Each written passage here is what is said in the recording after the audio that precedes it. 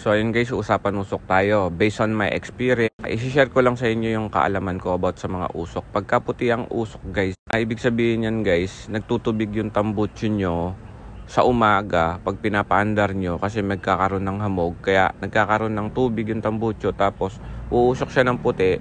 Tapos kailangan mawawala yan pagka wala na yung tubig sa tambutso, pagka mainit na.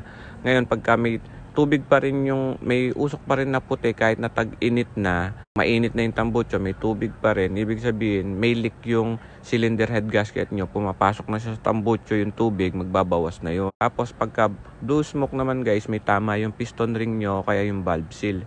Pagka black smoke, ibig sabihin overgas, maaaring palyado yung makina nyo, kaya hindi na burn na maayos ng spark plug yung gasolina nyo, kaya nagkakaroon ng black smoke. Pagka gray naman guys, ibig sabihin hindi maayos yung air and fuel mixture ng makina. Kailangan naka-settings kasi may settings yan, yung TPS at saka map sensor, tsaka yung sa throttle body, kailangan naka-timing lahat yun. Pag di naka-timing, magkakaroon ng gray smoke.